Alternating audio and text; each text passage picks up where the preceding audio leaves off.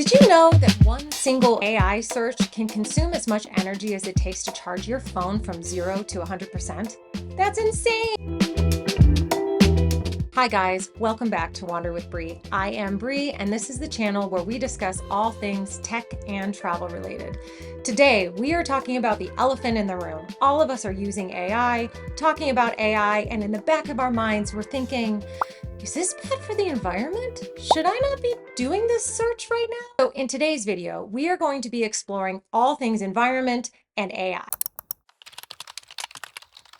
So today, we are diving deep into the environmental impact of using AI chatbots like ChatGPT and what it potentially is doing to the environment. As our reliance on AI continues to skyrocket, it's vital that we explore every aspect of this product. It's important to understand both the benefits and the risks of using AI on a regular basis. If there are any potential dangers lurking beyond the surface, it's up to us to explore what it might be.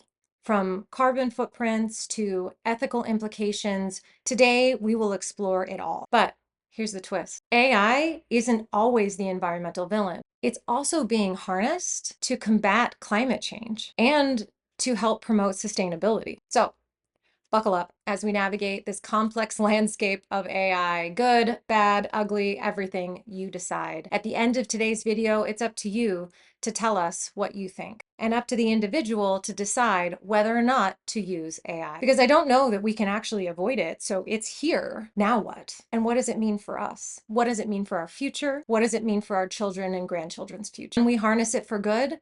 Or are we just spiraling down the drain? Check it out. So we're going to be looking today at expert opinions. Some argue that the benefits far outweigh the costs, while others warn of an existential and impending environmental crisis. So whether you are an AI enthusiast, which I like to think I am, or a climate activist, which I also like to think I am, this video will give you plenty to think about. Let's explore the green and not so green sides of artificial intelligence. So first, let's talk about the thing that everybody is talking about and also not talking about at the same time. That is the massive energy consumption of AI. So training large AI models like GPT-3 can use up to as much as 126 Danish homes use in a year. It's a lot of power. And it's not just the training, it's actually running these models that takes up so much power quickly. All of this energy consumption adds up to a really large carbon footprint. A study by the University of Massachusetts found that training one single large AI model can emit as much carbon as 5 cars in their entire lifetime. The backbone of AI operations, called data centers, are notorious energy guzzlers. They account for about 1% of the total global energy demand, more than some small countries use. As AI advances, there's a constant need for newer, better systems and more powerful hardware. This leads to more electronic waste, which is notoriously difficult to recycle and can release harmful chemicals into the environment. So electronic waste, or it's also called e-waste, is the growing problem of discarded electronic devices. A couple of examples of electronic waste include things like computers and laptops, phones, tablets, iPads, TVs, printers, scanners, electronic toys, kitchen appliances, LED light bulbs, and gaming consoles. This isn't something that we normally think about as waste, but it is. And several factors contribute to the rise in this growth of e-waste. And one of the major factors is just consistent improvement. I would like to say planned obsolescence. Watch my phone all of a sudden break out of nowhere. As technology improves, these devices become outdated. I mean, you don't typically see those Zach Morris flip phones anymore, right? We are now all on smartphones. I am filming on my smartphone right now. And in 2 or 3 years, I typically try to donate my phone to a women's shelter so that it can be repurposed and used again. But at a certain point, it can't be used anymore. So it becomes waste and it goes into a landfill. Many of these electronic waste materials are toxic, and they use valuable materials like gold, silver, other rare earth elements, and they're not easily replenished. The improper disposal of e-waste, like let's say battery, contributes to greenhouse gas emission. According to the Global E-Waste Monitor in 2020, the world generated 53.6 metric tons of e-waste in 2019 alone. And this is projected to grow even more by the year 2030 and reach something like 74 million metric tons. So this is something that needs to be looked at with better recycling processes, more sustainable product design, and increased consumer awareness about the waste that is created by these products and proper waste disposal. I know you're throwing your batteries in the trash. Don't throw your batteries in the trash. Take them to a recycling center. Okay, but before we paint AI as the complete villain, because all of that is very doom and gloom, it is important to note that some tech companies are taking sustainability seriously. Google, for instance, claims to use 100% of its energy consumption with renewable energy purchases. So knowing all of that, let's talk about some of the potential risks of AI growing.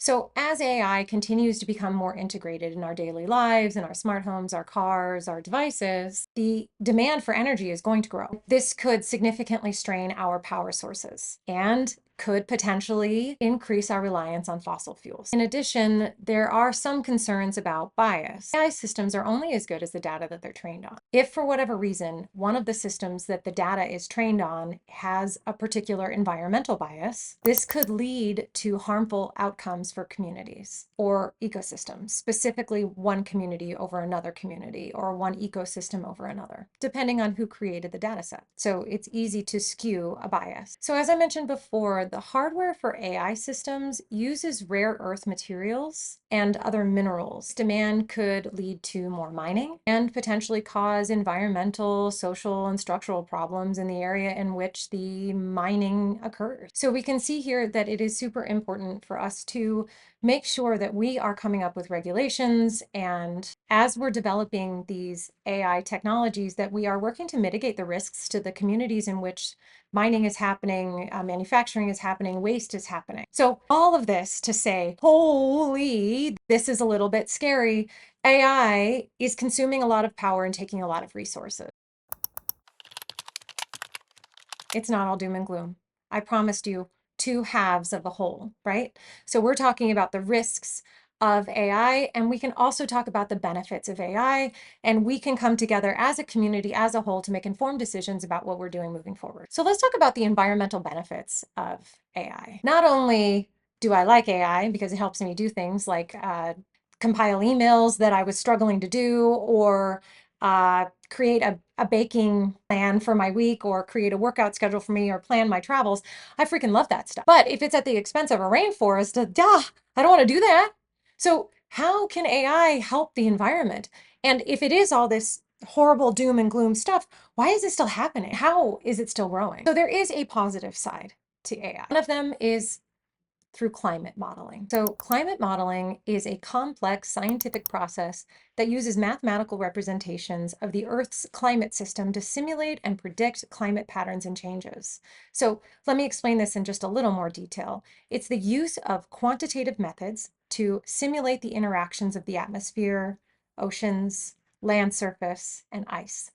It's a better way to study various components of the climate system and how they might change in the future. So climate models take data input, mathematical equations, 3D grid system, time steps, and simulations in order to develop global, regional, and Earth system models that can help predict future climate changes, that can understand past climate events, that assess the impact of human activities on climate, that inform policy decisions related to climate change mitigation and adaptation, and can help study severe and extreme weather events. AI can be used in climate modeling to improve accuracy and efficiency. It can downscale, meaning translating global model predictions to local scales more accurately. It can fill data gaps that we weren't able to figure out on our own, and it can help with uncertainty, help explain potentially why certain things may be happening. So in short, climate modeling is a way for us to help predict the future of our weather, to better understand future phenomena in our weather, and to more intelligently move forward in a way that is better for us and for our planet. But because it's such a complex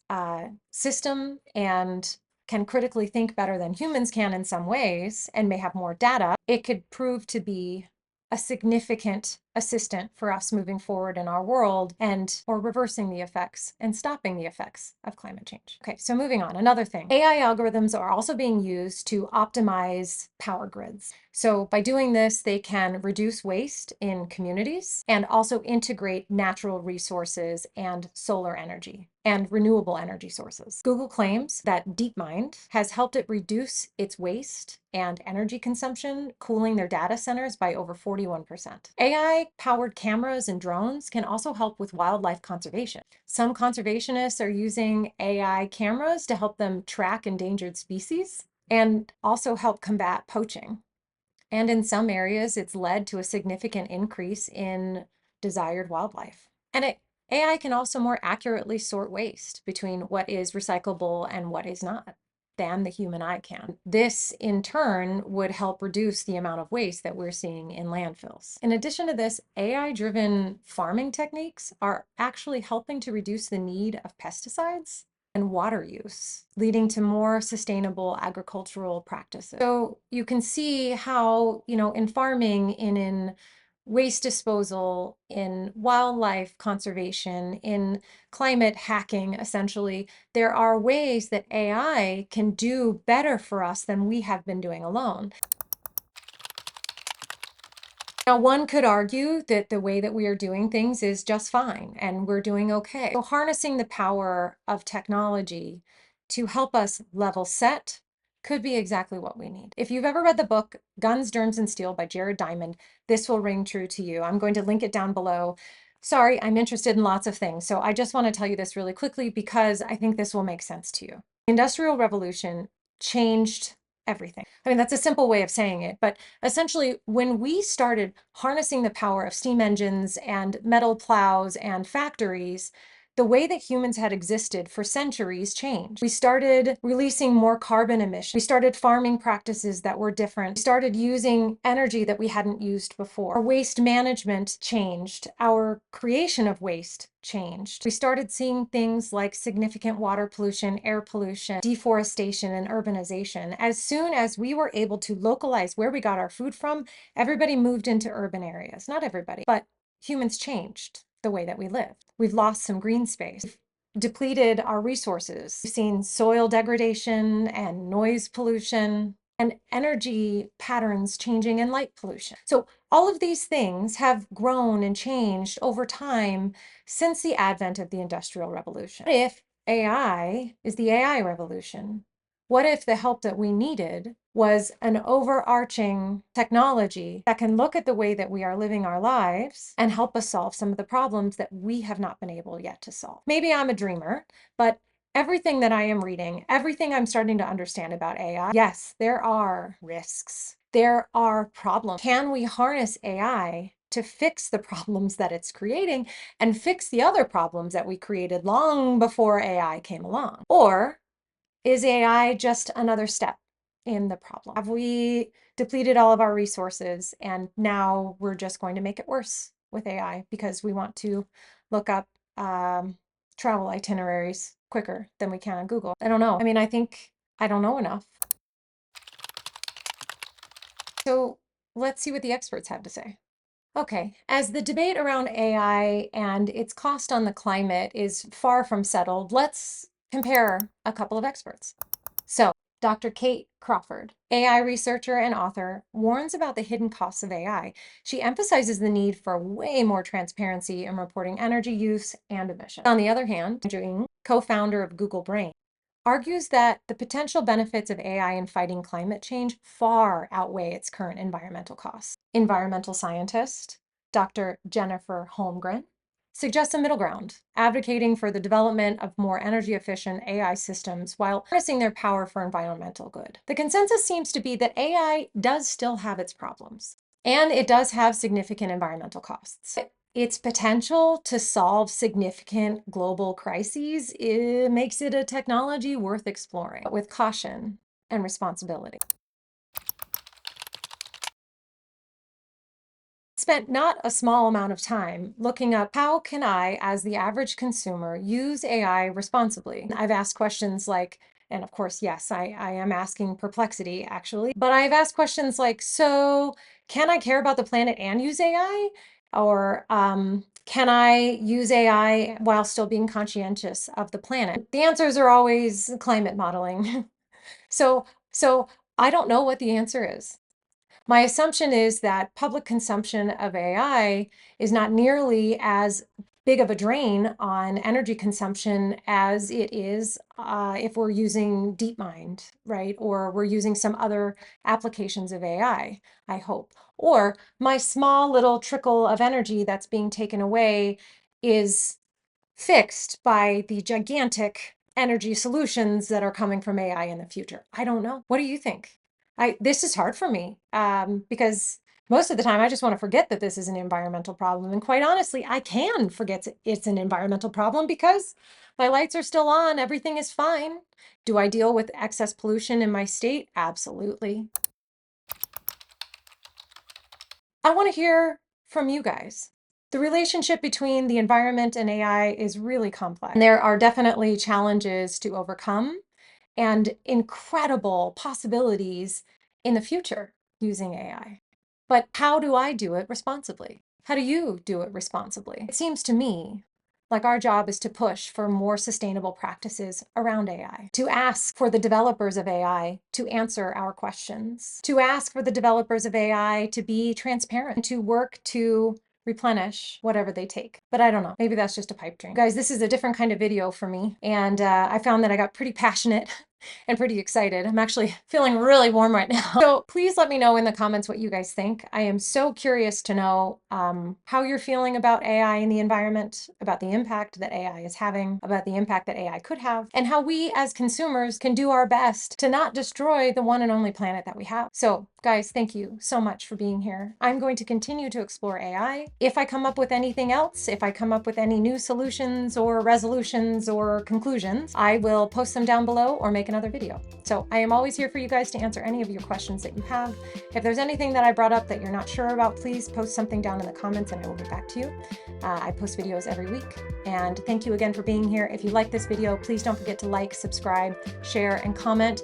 That really helps this channel to grow because the algorithm recognizes that it's something beneficial to people like you. And there are more people out there like you than there are that are not like you. So thank you guys. Have a wonderful rest of your day or week, weekend, whatever is out in front of you. And I will see you next time.